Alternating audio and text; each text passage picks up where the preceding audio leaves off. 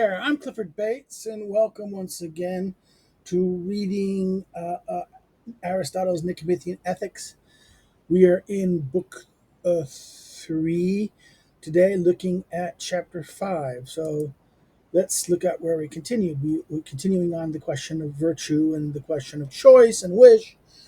We're continuing on the question of understanding what is the source of virtue, what is a virtue, and how does it engage, what kind of action is it.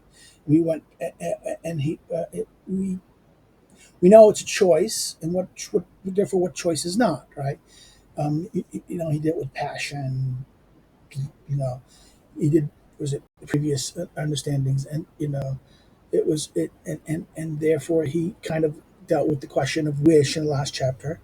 What constitutes a wish, and particularly what the connection of it doing with, and how do we do the question of deliberation and making decision in that sense. So he's continuing here. Chapter 5, since the object of wish is the end, whereas the object of deliberation and choice are the means conducive to the end, actions pertaining to these latter would accord with choice and be voluntary. So again, this concept of voluntary versus the involuntary, a choice, an action, and then therefore the question of the end versus the means. Choice, wish is about ends. It kind of seems to be the question of wish. What is meant by wish, we've dealt with there in that sense. Um, uh, and the question of uh, discerning means, choice in that sense is deliberation, right? Deliberation and choice is conductive to the means, he says. And therefore, these letters would record to choice and voluntary. And the activity of the virtues, arete, pertain to these means. Again, means, mechanisms, means to ends, right? Virtue, too, then, is up to us. And similarly, vice as well. So, therefore, virtue and vice, in this sense, are tied to our choices, he's saying here. We have a choice. We have a choice regarding the way we achieve some state, the condition of this, and then the estimation of how we make that choice, whether it's done well or done badly. Virtue and vice the same ways. Virtue, things that we praise, vice is things we condemn or blame, right? For in the cases in which it is up to us to act, so too is not acting. And where there may be a no, there may also be a yes. So therefore, so if there's a question of choice, there is also the question of not only acting but not acting. So therefore, and he has this very point that when there may be a no, there also may be a yes. As a result, if acting, when it is kalos, beautiful, noble, beautiful, to do so, it is up to us. Then also not acting when it is shameful, not to do so, will be up to us. And if not acting when it is noble or beautiful not to, is up to us. Then also acting when it is shameful to do so is up to us. So therefore, the question is not only the threefold, when you are either acting or not acting. In other words, is it noble to act, or is it or is it ignoble to act? Is it noble to noble? The word noble is cologne. It's cologne, noble, beautiful. Also, I prefer beautiful the cologne because I think it emphasizes this. It's in the sense the noble and the beautiful, similar mean, double sided of the same concept in cologne. Um, um, it is beautiful to do so. It's fitting to do so in that sense. It's fitting or proper to do so. That's another way you can understand it also. Noble, fine, it's something we look up towards, esteem. Ignoble, something we wish to go away from. The beautiful, something we strive towards or are appealed by. Things that are not the ugly, or the opposite is the ignoble or the the ugly or the not beautiful, the opposite of beautiful, right? This is something we want to avoid in that sense, right? So therefore, the double-sided here. It is up to us, doing or not doing, and the reason we're doing it. Okay, right? For if the beautiful, the noble, and the shameful things is up to us, similarly, also not doing them. And this, as we saw, amounts to our being good or bad. It is therefore up to us to be decent or base. In other words, it's our choices, our act. He says that it's us being good or bad is a product of our choices, the choices we make in that sense, right?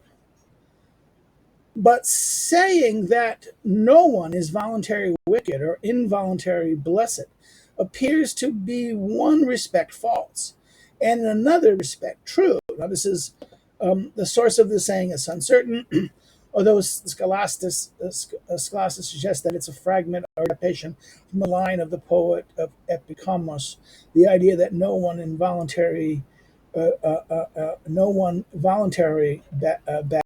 recurs in Plato's dialogue, particularly Laws and Pythagoras and Timaeus. Right? No one willfully or no, voluntarily is bad. The argument is that it's through ignorance we are bad in that sense. This is the Platonic kind of argument that's in the Laws and the Pythagoras. Here Aristotle says, well, this is the double sided of the statement. No one is voluntarily wicked or involuntarily blessed. This is a double-fold truth. It's one respect false, but another respect true. For no one is involuntarily blessed, but corruption is voluntary. Otherwise, one would have to dispute the points now being made, at least, and deny that a human being is the origin and begetter of his actions, as he is also of his offspring. So that idea that he's a begetter of the origin and begetter of his offspring, he's also the origins and begetter of his actions, right? Therefore, if that's not the case, then if people are involuntary blessed in that sense, right? Um, um, in other words, you can't be involuntary blessed but corruption voluntary. It's everything is involuntary or everything is um, uh, uh, the sense that we are the origins of our actions. We are the begetters of our actions. But if these points appear to be the case, and we are not able to trace the origin of our action to any other origins apart from those within us, then these very actions are up to us involuntary. So in other words, there's two things. If there's an action, if we can point to the origins that are with it, not to trace, not in other words, anything but with the origins to any other origin apart from us. In other words, any things that's external to us, things that we can point to the origins of our actions to things external, then they're involuntary. But if we only can point to the things internal to us, then it's voluntary. And these considerations appear to be borne witness to both in the case of each person individually and that of lawgivers themselves. So therefore, this is not only true in terms of each individual, but also collective goods. The lawgiver has to pay attention to this. I mean, in terms of the kind of aggregate. What is true individually, but also true in the aggregate. The lawgiver is concerned more with the aggregate in the sense, right? The aggregate means the collective in that sense. Oh my God, the collective, the collective, the aggregate. The aggregation of all the individuals and the various interactions between them, right? This is the nature of this. So consideration appears to be borne witness both in the cases of persons individually and in that of the lawgivers themselves, for they punish and seek revenge on those who do corrupt things. That's interesting. Notice that revenge, they punish and seek revenge, the lawgivers, to do corrupt things, insofar as the latter do not act as a result of force or on account of ignorance of which they are not themselves the cause. Quote, this is a causal line. They do corrupt things. The exception is this clause here. And they honor those who do noble things on the grounds that they will thereby exalt the latter and punish the former. Now look at 15, or are the other translation of this passage here, then the cause, or can be, are are not themselves to blame. They're not the cause, or they themselves are not to blame, right?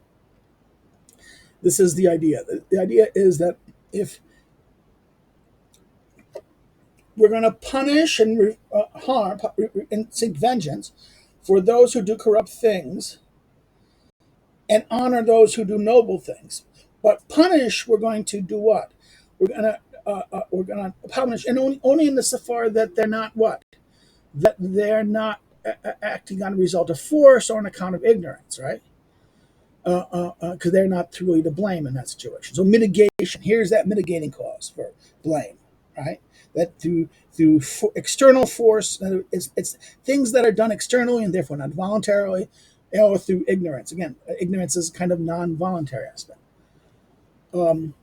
And yet nobody exhorts us to do these things that are neither up to us nor voluntary, on the grounds that it is pointless to persuade someone not to feel heat or suffer pain or to be hungry or any such thing, since we will suffer them nonetheless. In other words, we're not going to give. No one is going to exhort us to do things but we have no control over. He's saying, so if we, not to persuade us not to feel heat, not to suffer pain, or to be hungry, or such things. Because why? We're going to suffer them. It's pointless. It's pointless. Therefore, to kind of exhort us to about pointless things is kind of a silly thing, right? It's not fruitful in that sense. He's saying, and therefore the lawgiver should be not doing such fruitless things. For in fact, lawgivers do punish the ignorant that depend on oneself. In other words, for in fact, lawgivers do punish ignorance that depends on oneself if someone is held to be the cause of his own ignorance. For example, in the case of those who are drunk, the penalties are doubled, right? This is in Politics 1274 BA 19, Aristotle notes that this law was particular to Pittacus, right? And one of the seven sages who was for 10 years dictator of his city, Meteli. See, also Rhetoric 1402b, right? This is the idea that we punish the drunk. The drunk is, it's I know I'm. His argument here is you should know yourself in that sense, and that you're drunk, and therefore you engage in drinking. That's your fault in that sense. You get doubled in that sense. And therefore, punish those who are. It's ignorance, but it's your ignorance. You knew this. For the origins of the ignorance is in oneself, since one is in control of not getting drunk, and it is drunkenness that is the cause of the ignorance in question. In other words, not knowing what is done. You're doing something. In other words, drunkenness, and that you don't know what you're doing.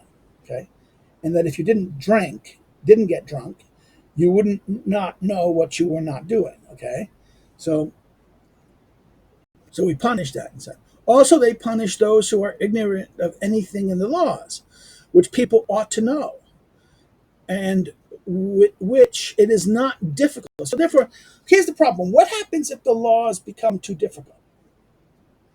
This is a question. What happens when the laws become that people, in other words, we have a rule. The argument is that, okay, if you break the law, you're punished.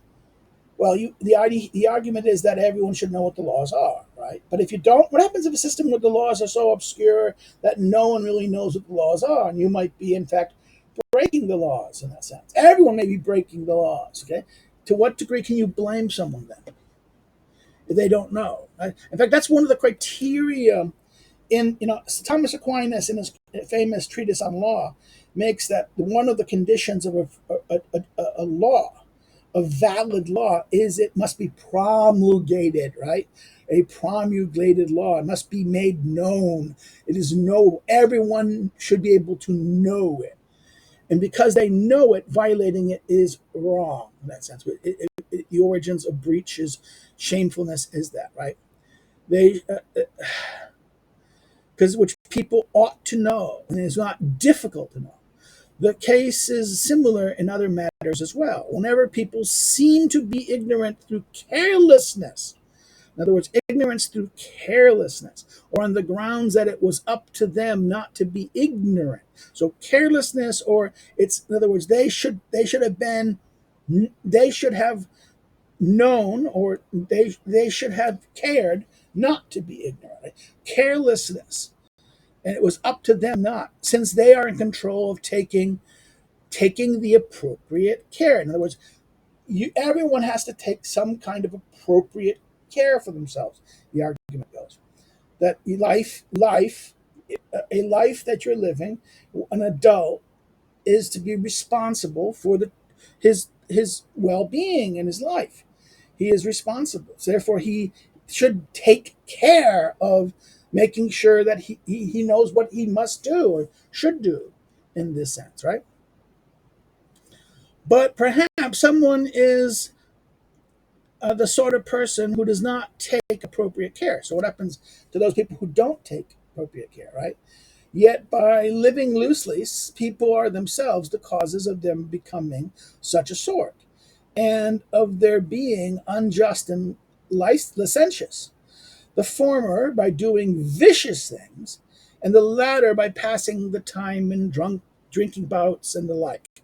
So therefore, the unjust is therefore doing vicious things. The licentious is simply just uh, uh, uh, uh, you know, not moderating therefore being allowing themselves to saturate their passions and not taking control and not moderating or mediating or self them that like, right? Remember that line.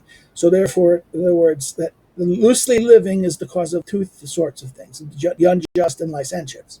One is vicious, the other one is immoderate, right? Um, for the activities that pertain in each case produce people of the corresponding sort. In other words, if you're licentious, you'd be licentious, you'd be drunkenness, and you'd be licentious, right? But if you're going to be vicious, you're going to be unjust. This is clear from those who take appropriate care with the view to any contest or action whatsoever, for they are continually engaged in the relevant activity. So, therefore, those who take appropriate care to the event, the contest, the thing in question, the action or whatever, for they are continually engaged in relevant activity. To be ignorant, then, that the corresponding characteristic comes from engaging in a given activity is exactly the mark of someone who is insensible. In other words, to be ignorant then is the corresponding characteristic comes from engaging in the activity exactly the mark of someone who is not being sensible in that sense. Insensible. I think this is an interesting question. I think part of me wants to go look at this, and I want to say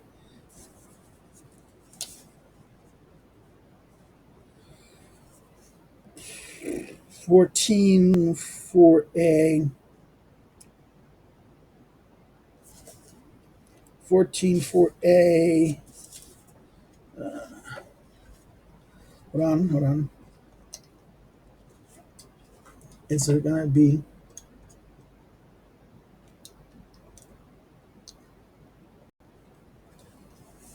14 for a 10?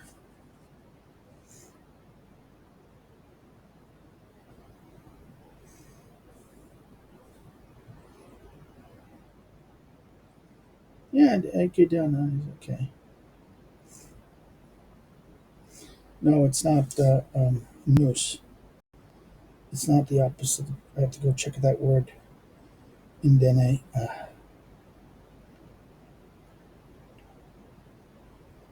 Okay, I see it like that where it is. I'm looking at that and I'm saying, so insensible, it's not nous in that sense. This is why you have to be careful here. Because he was translating intelligence as sense, remember? Nous, the word nous as sense versus intelligence. Here, insensible in that sense, not sense. I thought I was doing for the connection to nous, and I didn't necessarily see it. I'd have to go look at more carefully at the Greek here. Um, Further, so therefore, this idea that the idea of someone who is insensible, not understanding the situation of here. So ignorant, not in other words, insensible is not taking care in that sense, right? Further, it is unreasonable to say that he who commits injustice does not wish to be unjust, or that he who is licentious does not wish to be licentious. In other words, it's unreasonable to argue that the opposite. We don't choose. In other words, we don't wish it.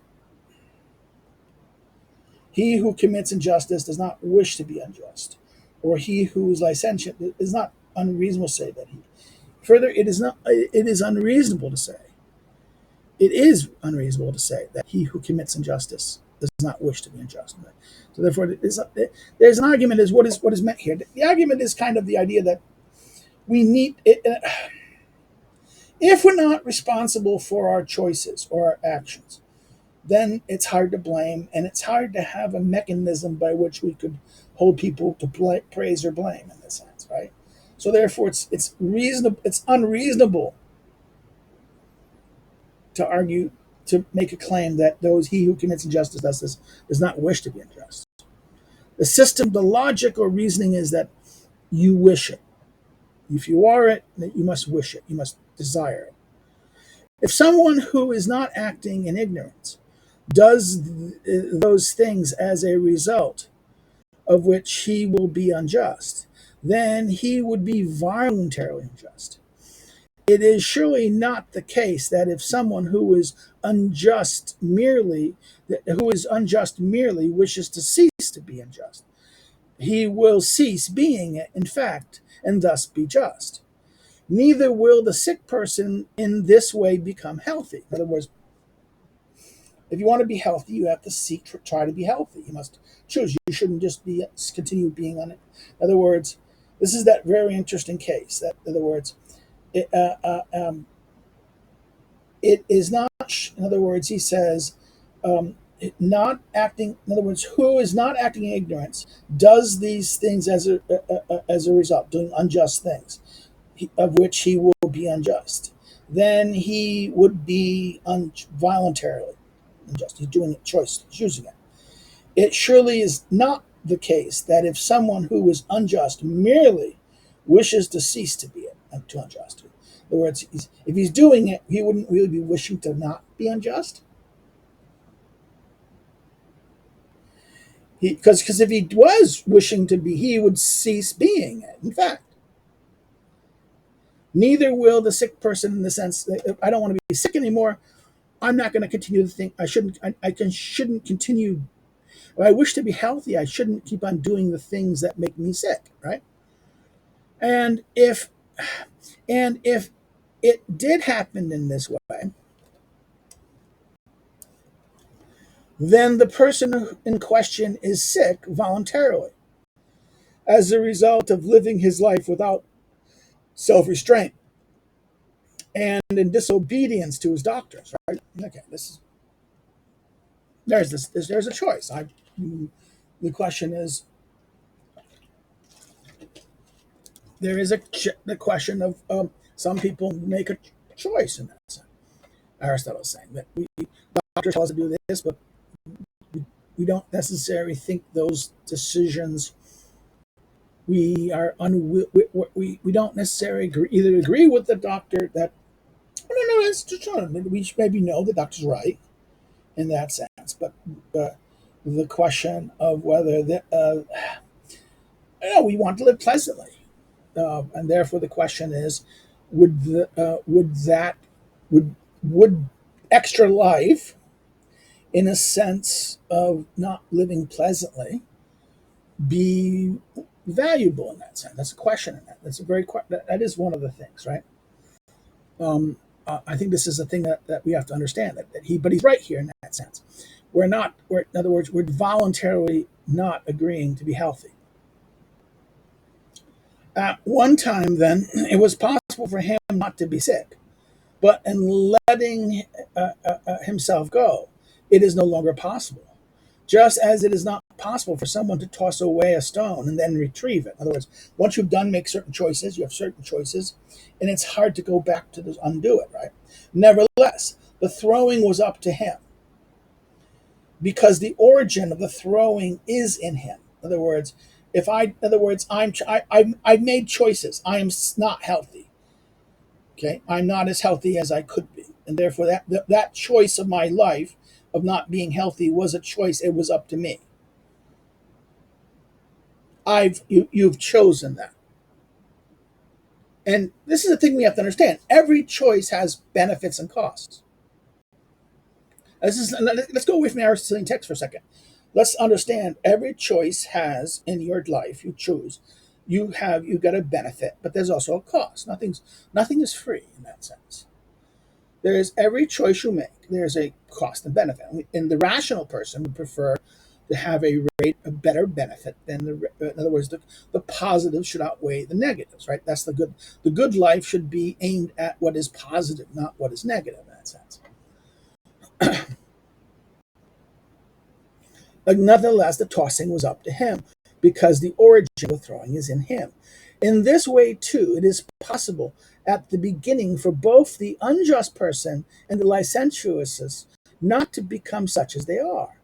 Hence, they are what they are voluntarily. So the unjust person and the licentious person could have been otherwise, but they chose to be this. So therefore, the act versus the characteristic. In other words, you do something as you do it, you become it. You become it. In other words, hence they are, and hence they are voluntarily. But once they become such, it's no longer possible for them to be otherwise. So, in this sense, the possible for beginning of both the unjust person and licentious one not to be as they are, and hence they are what they are voluntarily. But once they become such, they are fully this. It is not possible for them to be otherwise. It's hard to. I think this is the question: can the really bad person change his way? The problem with Aristotle is that he's not. I think Aristotle would say unlikely. It's not. In other words, it's no longer possible. He's not saying it's impossible. Something that's no longer possible, is that really impossible, or just highly unlikely? Right. Not only are the vices of the soul voluntary, but for some people, so too are the vices of the body, namely for those people whom we in fact censor. So we censor them. The vices of the body, namely for those people whom we censor. For nobody censors those who are ugly on account of nature, whereas people do censor those who are ugly through want of exercise or failing to take the appropriate care. So, in other words, people do something because of nature. We don't blame them. But if they're done because of their actions and their choices in life, then we blame them, right? This is that we censor them. Those who are ugly on a want of exercise or failing to this is that. Similarly, too, is the case of feebleness and defects. For no one would approach somebody who is blind by nature, or from sickness, or suffering a blow. Rather, one would pity such a person, right? But he who is blind from drunkenness or other licentiousness, everyone would censor. So therefore, the person who's blind, right, accident, something happened, or something was a sickness, or something like this, or nature itself. We pity them. We don't blame them. We pity them. Right. That's the thing. But one who is blind because of drunkenness or license, or we caused our own blindness, then we blame them. Right. But he who is hence, with respect to the vices of the body, those that are up to us are censored, and those that are not up to us are not censored. If this is so, then in the case of the other vices too, those that are censored would be up to us. So therefore, the vices of the body are those he uses the example of the vices of the body to make his point here. Those that are up, we censor or condemn those that are up to us. We blame those people who have the if the vice is up to us, we blame them. If it's not up to us or beyond our ability, then our choice or our thing, it's up to nature or external forces, then it is something we have pity on. We don't praise it, but we have pity on it. That's another thing. We don't. Oh God, that's acceptable. No, it's not acceptable. It is. It's understandable. We're not going to blame you. It's not good. Fat. This is what's wrong with a lot of the fat awareness crap or body positivity. No, we shouldn't. It's unhealthy.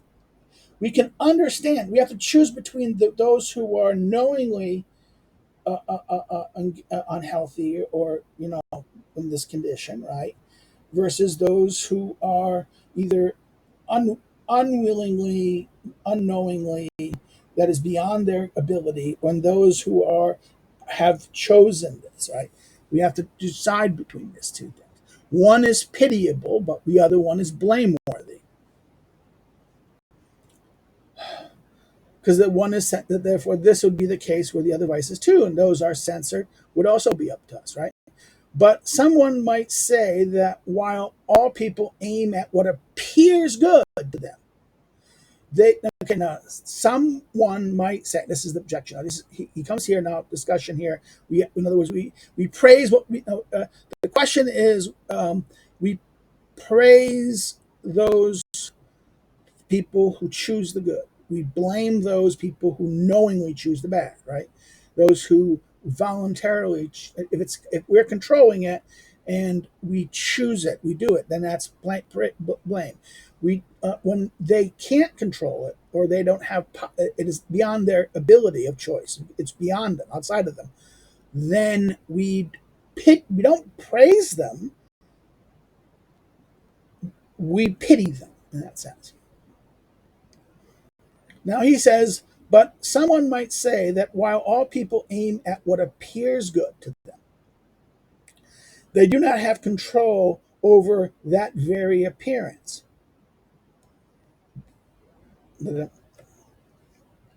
Rather, the end appears to each according to whatever sort of person he is. So that's a very important thing. Here's the word fantasia. Fantasia, the appearance of fantasia, which has, he says, can be meant the imagination, the soul's ability to present or represent appearances or images. Right. This is the concept of fantasia. Right. This is the very, the look of a thing, the perception or appearance of a thing. Right. They don't always have control over that very appearance. Rather, the end appears each according to what person he is, right? Oh my God. So therefore, if a good person, in other words, the argument is, some might say that, no, it's subjective. Everyone is going to look at them. So therefore, it depends on who you are.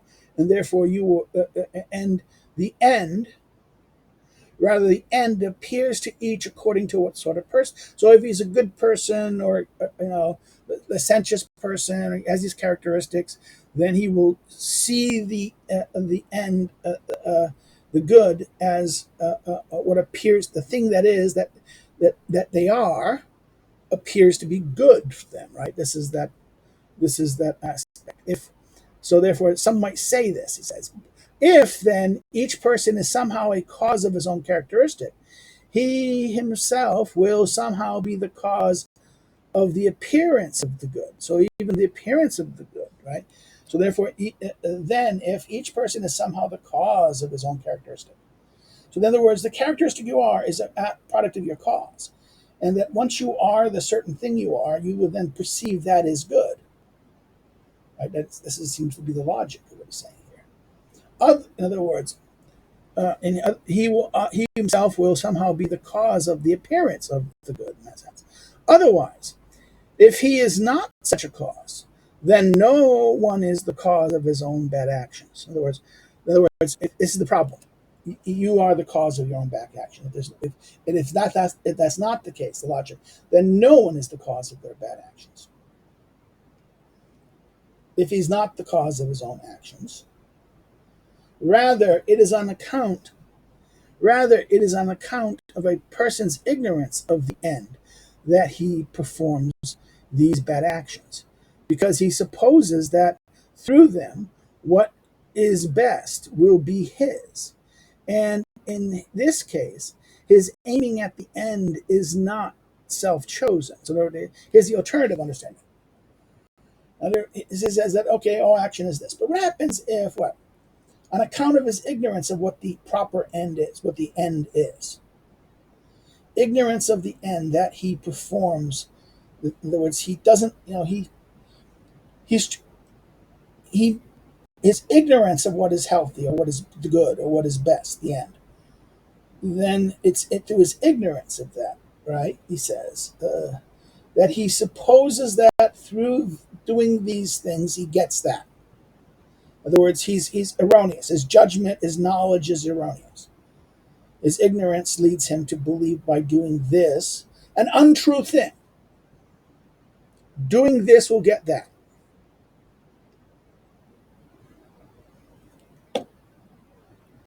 His aiming at the end is not self-chosen in this sense, right? Because in other words, it's through ignorance. He's not doing this.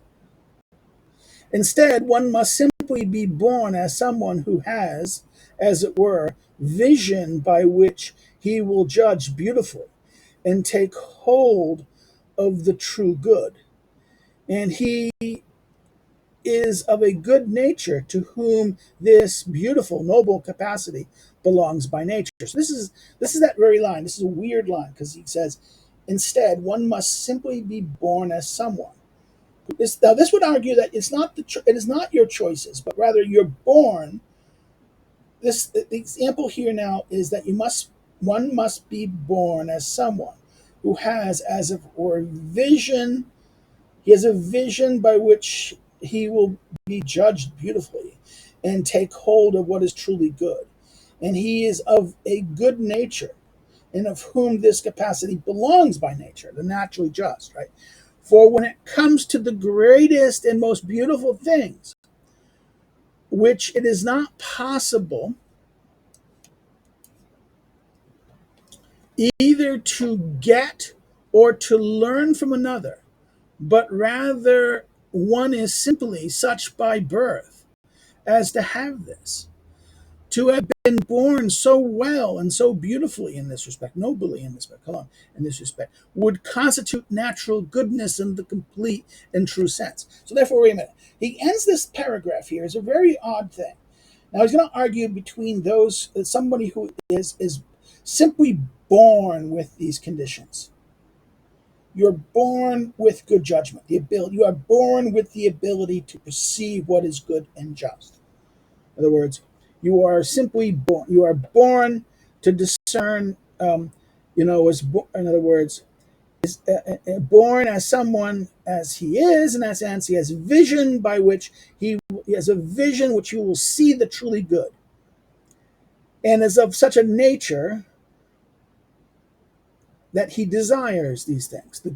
His nature, his inclination is has this beautiful capacity belongs by nature in that sense. Thus, when it comes to these greatest and noblest things, which it is not possible either to get or learn from, in other words, these things, he says, okay, these great things are something you cannot what? Get or learn from another. But one is simply such by birth. To have done this have been born so well and so nobly in this respect would constitute natural goodness in its complete and true sense, right? This is this idea. This is the idea of the naturally just man, the naturally good man. In other words, you're born perfectly in this sense. If these things are true, then, will virtue be any more voluntary than vice? So, in other words, he's actually he raises this possibility that we're born good. The person who's born, simply born this way, perfectly good. If these things are true, then will virtue be any more voluntary than vice? For to both alike, to both the good person and the bad, the end appears and is set down by nature, or in whatever way. So if it's done by nature or otherwise. And by referring to this, they do all else in whatever way they do it. So wait a minute. Whoa, whoa, whoa. He's saying that if you're born by nature this way, either good or bad, you're going to do it because you see it this way. He's basically saying that if that's true, that if you do this, then you can't be. There's no voluntary in this. It disappears, right? Whether the end of whatever sort it may be does not appear to each person by nature, but in some respect dependent on the person himself, or whether granting that the end is indeed natural, yet because the serious person does all else voluntarily, his virtue too is voluntary. And in either case, vice too would be no less. So, in other words, he says, okay, what happens if this idea like this? But then what happens? Well, what happens if it's not that? Maybe the end may be by nature, but in order to get that end, we have to choose that end, right? We have to, in other words, he says, whether then the end of, or whatever this sort may be, does not appear to each person by nature. It doesn't appear, but it doesn't, in other words, it is, but it doesn't appear. In other words, we don't all see it immediately. It's there. It is by nature. This is that problem of the question. Something by nature, but the problem is it's not apparent to us. It's not obviously apparent to us. Okay, that's an interesting thing. It does not appear to each person by nature, but it is some respect dependent on the person himself. So therefore, or whatever, granting that the end is indeed natural. So the end itself is natural. But the problem is we don't, it doesn't, in other words, this is that weird nature, that it does not appear to each person by nature. And it actually depends on them to grasp that end. So the seeing and now the end is by nature, but for some reason it's not in nature that we immediately see and discern this. We need to learn. In other words, the argument could be that we need to develop the skills. We need to mature and develop the skills. We need to know it. We need to come to know it. And rather, this is the question of learning it. It is something that we need to learn. In other words, we get either to get or to learn from. In other words, we learn. We come to learn of it, discover it. The end. We don't know it simply in that sense. It is by nature, he says here. It is indeed natural. It is indeed natural. Yet the serious person does all else voluntarily. For just in the case of actions taken by the good person, so the actions taken by the bad persons are similarly traced to him, even if it is not so when it comes to the end that guides him. In other words, he's not choosing the end. He thinks he's mistaken. In other words, but he still knows that this is bad. These things are bad. He continues it, right? This is the things he's even if it's not that he's choosing that end in that sense, right? Let's do this thing. So the action taken by the bad person is similarly traced to himself, even if that it is not so when it comes to the end that guides him. In other words, if then, just as it is said, the virtues are voluntary, and indeed we ourselves are somehow joint causes of our characteristics, and by being of a certain sort, we set down this or that sort of end. So therefore, we are of a certain sort. We have an inclination. We have a certain sort, and then we have an inclination. And we come to know that this is good or bad, useful or harmful, beneficial or harmful. And then we agree, we can say yes or no, back to the beginning point, that we can say yes or no. If it's bad, the inclination is towards the wrong, unjust, or the destructive. To continue on that, to keep on doing it, would be blameworthy. Now we are inclined to it, but if we resist it, once we know we are aware of it, then we have we can. The question is, to what degree are we blameworthy in this sense?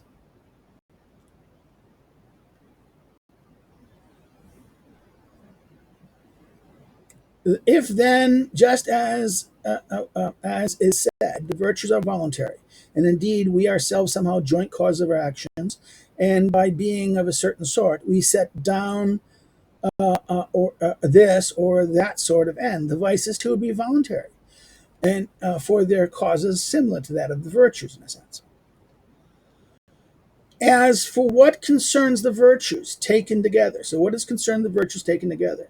Then their genius was stated by us in outline. So therefore, genus, the genus of them, what are they? Are stated in outline. In other words, as for what concerns the virtues taken together, then their genus, their origin, or their character, how they are, was stated by us in outline. That they are means, the virtues are means, and that they are characteristics. So therefore, they're means to an end, and their characteristics. That they are means and characteristics. That they are in themselves productive of action out of which they come to be. So therefore, they are, in this sense, they are means, and that to an not necessarily ends, but means. That they are characteristics, right? They have certain types of behavior in that sense. They produce certain things. They are in themselves productive of action out of which they come to be. That they are up to us involuntary. So that's the conditions. He's written. They are means and they're characteristic. That's one criteria. Two, that they're productive in them. They are in themselves productive of actions out of which they come to be. And three, that they're up to us involuntary. And next is that in that they prompt us to act in a way, correct reason, or true ortho reason, logos, orthologos, correct reason, not correct opinion, commands, correct reason, orthologos, commands. So therefore, that they, in a way that correct, true, ortho, logos, commands. But actions and characteristics are not voluntary in a similar way. So actions and characters are not. Again, remember that actions and characteristics are not voluntary in a similar way. For in the case of actions, from the beginning up to the end, we exercise authoritative or ruling control over them, knowing the particulars involved. So actions, we what? We exercise control, rulership over them, ruling control over them, knowing the particulars involved. Whereas in the case of characteristic, we have control of the beginning of them. But at each moment, the growth that results from the relative activity is not noticed. Just in the case of illness, right? Illnesses. So we don't necessarily in other words, we're not aware immediately. In other words, we do something. Actions, we are controlling our actions. But characteristics, no. What happens is we don't necessarily notice the effect that they're having on us, that they're shaping us. Our actions are shaping us. So we see our actions, we know it, but we don't necessarily see the effect of those actions upon us, affecting us in that sense, and shaping us, and and we're becoming this, right? And the example of this is that's illness. This is because because it was once in our power to make use of the characteristics in this way, or in other words, because it was once in our power to make use of this thing, characteristics in this way or that way, they are voluntary. Because it was once in our power to use those characteristics, we become aware of those characteristics. We don't necessarily notice. At first, we're kind of ignorant of them. We don't see the effect. But then once we see the effect, we no longer ignorance of them. Now we can make use of them. We can do what? We once they're in our power to make use of that characteristic, either good or for bad, positive, negative, and then in this way they are voluntaristic, that we can make use of them. It's not that the degree that we're unaware of them, it's involuntary. But the second we are aware of them and try to use them, make use of them, that is voluntary. That's where they become voluntary. But taking up, now it's here, this is interesting. He goes, but taking up each virtue again. So he's going to take up the virtues again. Let us say what they are, what sort of thing they are concerned with, and in what way, at the same time, how many there are will be clear as well. So therefore, he's going to, at the end of this chapter, he has a rebirth. He's going to restart. He's had basically his outline ends. He gives basically from 2 and now up to 3, 5. There is this general account, an outline of the virtues, and mostly of book 3 has been his examination of the question of what virtue is.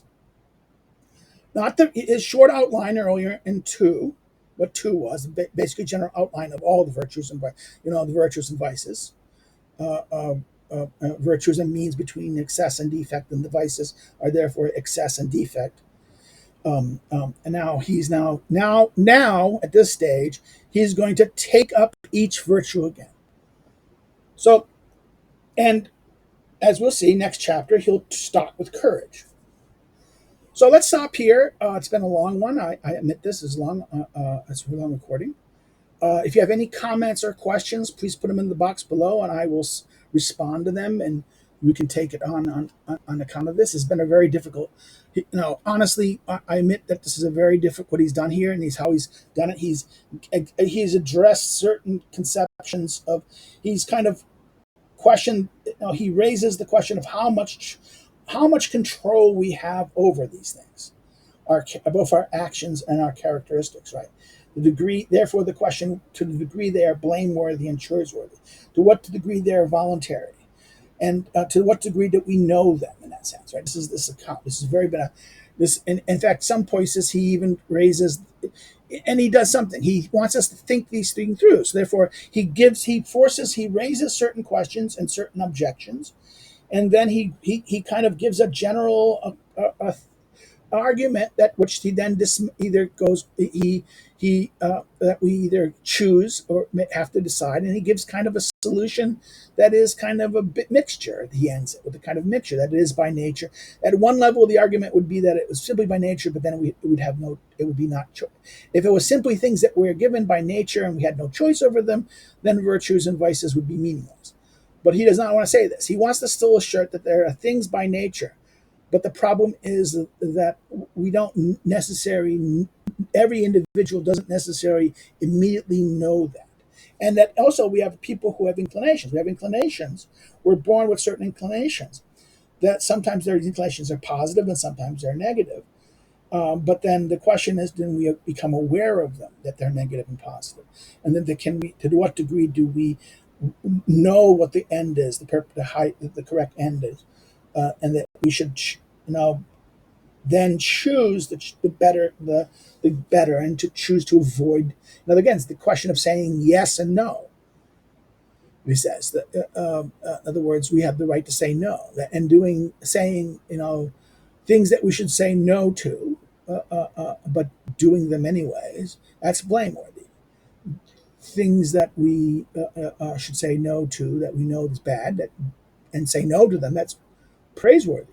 Whereas those things that we should say yes to, that we then do them, then that is praiseworthy. But the things that we should say yes to, but if you don't do them, that's blameworthy, right? That's that all the way from the beginning. So please put your comments, questions, or issues or topics about this chapter in that, and I will respond to them when I see them. If you liked it, hit the like button. Hit the like button, please. It helps. Share it on social media. Share it widely. Again, this will increase the attention of this. If you've not subscribed, please subscribe. If you know someone who might be interested in this and you're coming to this topic for the first time because of some accident or someone's recommended it, please think about subscribing. That you get notifications. I like to grow we like to hope to grow the channel some more in that sense because we're kind of smallish. Um, um, now, if you didn't like it, yeah, you always hit the down button, but say why so we can learn. You think I did something wrong or something I could, you think I got that. So that's it. You want to follow me on social media? The links are below. If you want to know more about me and my scholarship and that stuff, the academic social media links are below. If you want to help me to do what I do a little bit, you can do so by through subscribe to our Patreon. But also, you can always send me. You go to my social media, find my university email, and you can always send a good Amazon card or something like that if you want to. If you want to be useful, it helps. Every little bit helps these days. I'm not big enough a channel to have a tip jar.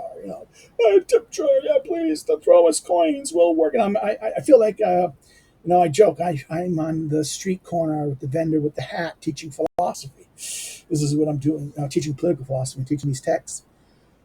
This is why I'm doing this. But as you said, this every little bit helps. Another way you can help is if you've not bought my book already or interested in some helping me by buying one of my books, please do so. The books are listed below. You can go to your bookstore, online bookstores, or your local bookstores. Take care. Have a good one. Take care. Bye bye. See you. We look at chapter 6 the next time. Bye bye.